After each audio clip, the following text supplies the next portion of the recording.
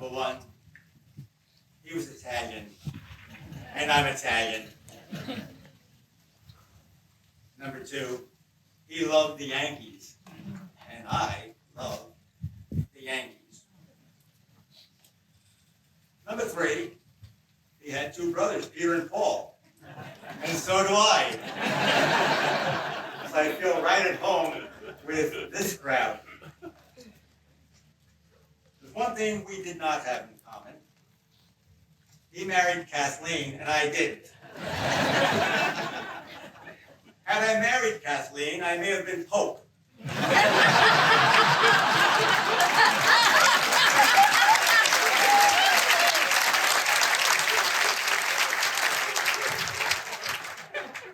I don't know.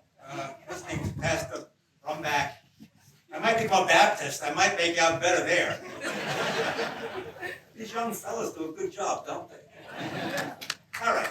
You want to get pass the from back? He does a good job. Come in. Just bring your envelopes to St. Agnes. Not to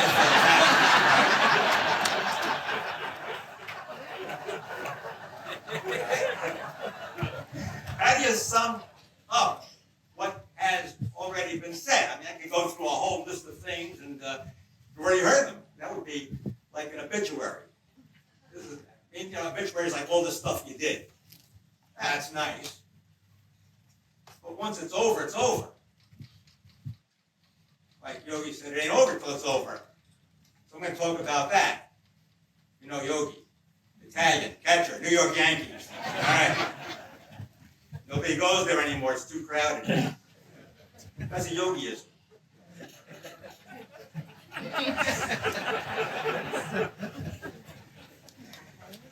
Oh boy, some of you must be from New Jersey. How do you sum up? I'm talking about a legacy. I'm not talking about the obituary. The legacy continues. The legacy continues. It means what you really left behind. And it's not, it's not the buildings, and it's not the awards that you received. And it's not simply the things that you did in life. But it's the person that you were in life, and how that person leaves a mark on other people's lives. So, there is a story about St. John the Evangelist, the writer of the Gospels and of the Epistles. He's probably named after John the Evangelist, because John, he's telling us he was the beloved disciple. And certainly, John Michael, that's my name too, Michael. You see all these things we have in common? When John wrote, I think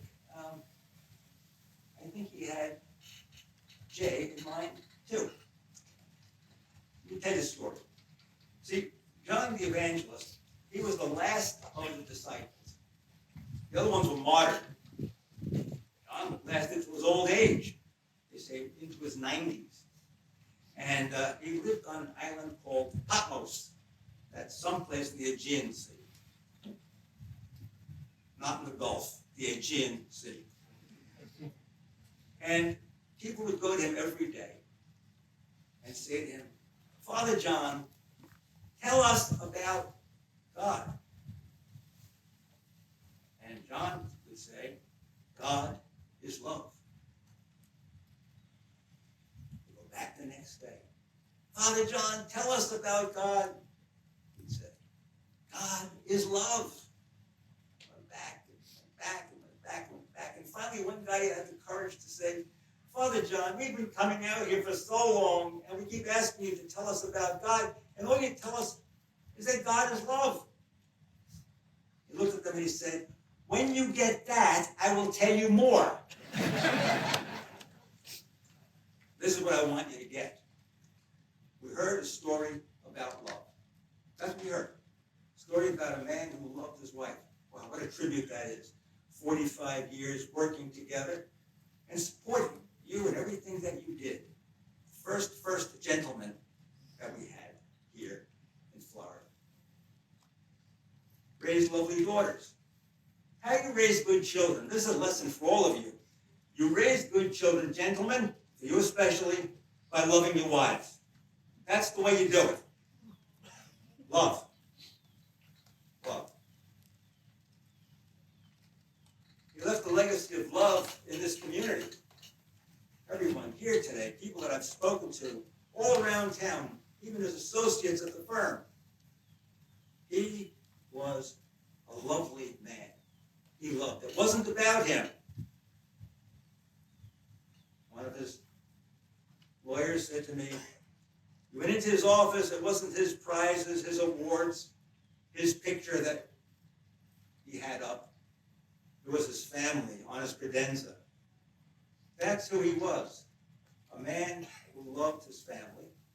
A man who loved his community and was willing to sacrifice himself for the good of others. His family, his friends, and his community. That's the legacy that John leaves behind. And so if you take anything from this wonderful tribute to John, simply take this. God is love. And John passed on that love to all he met. God love you.